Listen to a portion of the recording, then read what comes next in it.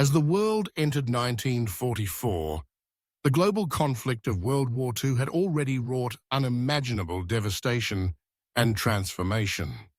By this point, the war had raged for over 4 years, and the forces aligned against Nazi Germany, Fascist Italy, and Imperial Japan, the Allies, were preparing to strike decisive blows that would ultimately shape the fate of nation and the course of history.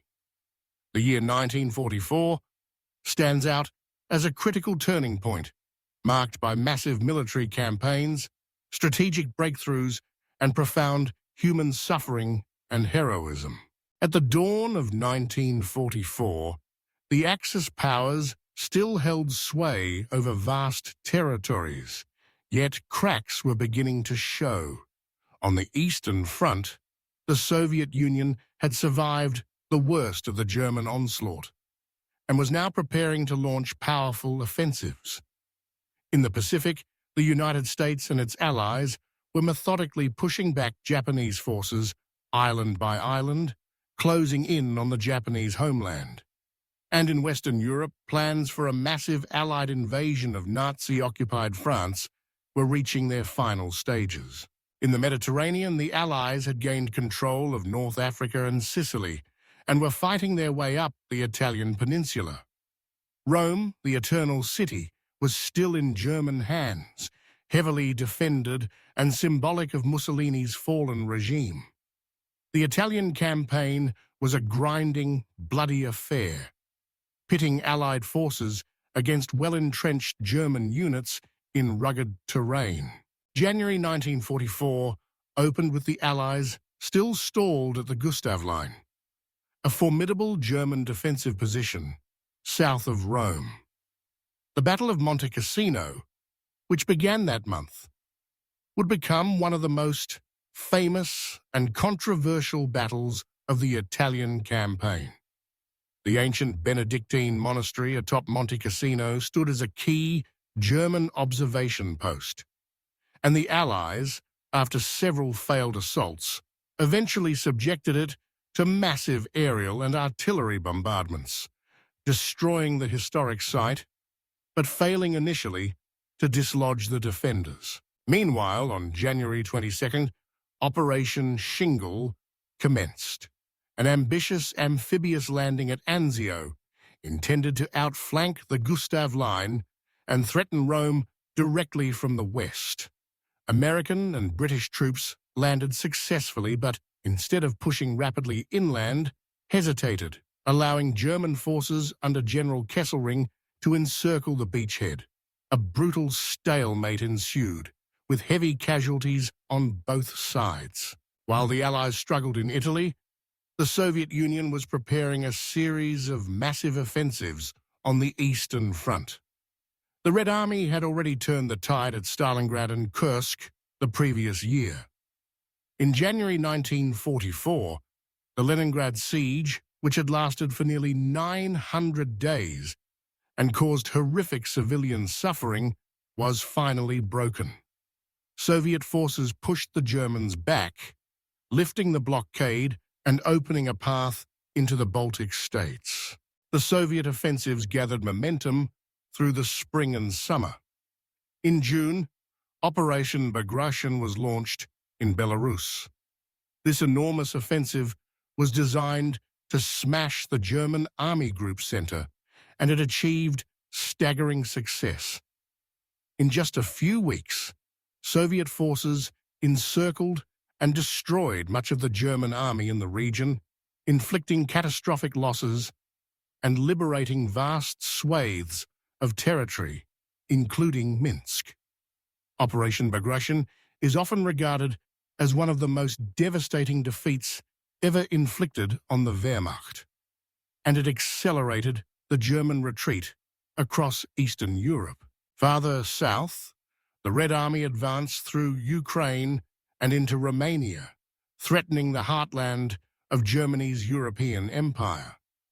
The momentum of the Soviet advance was changing the strategic balance of the war, and the German High Command grew increasingly desperate. In Western Europe, the Allies were preparing for the most ambitious amphibious invasion in history, Operation Overlord.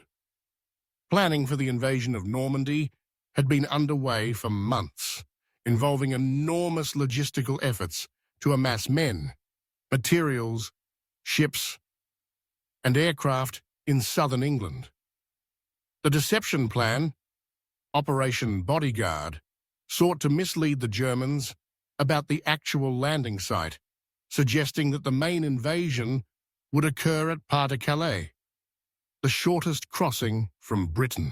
On June 6, 1944, D-Day, the Allied invasion of Normandy began.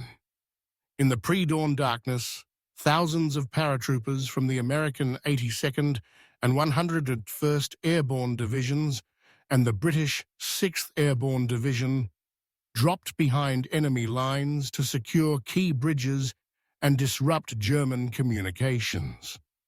At dawn, over 156,000 American, British, Canadian, and other Allied troops stormed 5 beaches: Utah, Omaha, Gold, Juno, and Sword.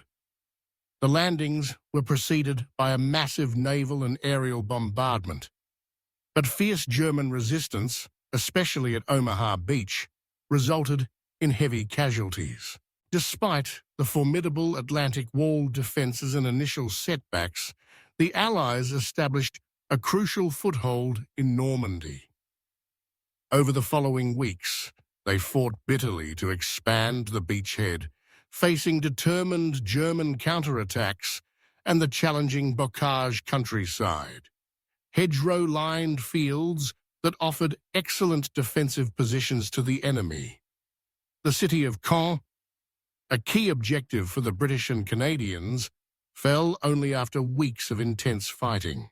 By late July, American forces under General Omar Bradley launched Operation Cobra, a breakout offensive that shattered German defenses in western Normandy. The Allies began to pour out of the beachhead, encircling large elements of the German army in the Falaise pocket. By the end of August, Paris was liberated by French forces of the interior and divisions led by General Leclerc, with American troops entering the city shortly afterwards. The liberation of Paris marked a symbolic and strategic triumph. Nazi occupation of France was rapidly collapsing. While the Allies advanced across France, they also launched Operation Dragoon in southern France on August 15th. The fierce amphibious assault, involving American and Free French forces, quickly secured the Mediterranean coast and advanced northward, linking up with forces from Normandy and further stretching German defenses. In Italy, after months of grinding attrition, the Allies finally broke through the Gustav Line in May 1944. Monte Cassino fell after a final assault, and the road to Rome was opened. On June 4th, American troops entered Rome, the first Axis capital to fall. The news was soon overshadowed by the events of D-Day, but the liberation of Rome signaled a major Allied victory and boosted morale. Meanwhile, the political situation in Italy was evolving rapidly. After Mussolini's deposition in 1943, Italy had signed an armistice with the Allies, but the Germans had swiftly occupied much of the country, installing Mussolini as the head of a puppet regime in the north. The Italian resistance, along with Allied support, increasingly harassed German forces, tying down divisions that might otherwise have been sent to France or the Eastern Front. In Eastern Europe, the summer of 1944 saw a cascade of Soviet offensives. As the Red Army advanced, the political map of the region began to shift. In Romania and Bulgaria, popular uprisings and Soviet pressure forced the governments to switch sides, joining the Allies. In Hungary, the Germans staged a coup to keep the regime loyal. but the writing was on the wall for the Axis in southeastern Europe. Poland became a focal point of tragedy and heroism.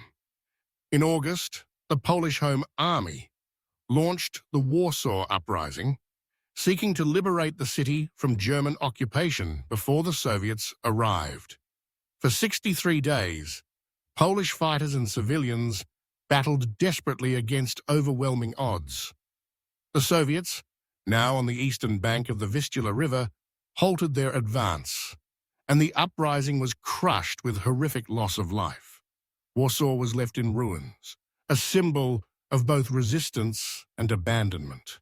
In the Balkans, Yugoslav partisans under Josip Broz Tito steadily expanded their control, with support from the Allies and the advancing Red Army. The complex multi-ethnic conflict in Yugoslavia, involving rival resistance groups and collaborationist forces, foreshadowed post-war tensions in the region. Beyond Europe, 1944 was a year of dramatic developments in the Pacific and Southeast Asia. In the Central Pacific, the United States, under Admiral Chester Nimitz, continued its island-hopping campaign. The capture of the Marshall Islands in February and the Mariana Islands in June and July brought American bombers within range of the Japanese home islands. The battles for Saipan, Tinian, and Guam were ferocious, with Japanese defenders fighting to the death and thousands of civilians tragically caught in the crossfire or driven to suicide by propaganda warning of Allied atrocities. The Battle of the Philippine Sea in June 1944, sometimes called the Great Marianas Turkey Shoot, was a decisive naval engagement. The Japanese lost 3 aircraft carriers and hundreds of planes, crippling their naval air power for the remainder of the war. The victory secured American air and sea dominance in the Pacific. Meanwhile, in the Southwest Pacific, General Douglas MacArthur's forces returned to New Guinea and advanced toward the Philippines. In October, American troops landed on Leyte, beginning the liberation of the Philippines. The Battle of Leyte Gulf, one of the largest naval battles in history, ensued. The Japanese fleet suffered catastrophic losses, including the first use of kamikaze suicide attacks against Allied ships. In China, the Japanese launched Operation Ichigo, a massive offensive to secure rail links and airfields, aiming to cut off Chinese nationalist forces and prevent American air raids from the interior. The campaign achieved some territorial gains, but failed to defeat the Chinese resistance. In Burma, British, Indian, and Chinese forces, supported by American air power, began to turn the tide against Japanese occupation, with the capture of Imphal and Kohima marking a turning point. On the home fronts, 1944 was a year of intense mobilization and suffering. The Holocaust reached its most murderous phase. In Hungary, after the German occupation,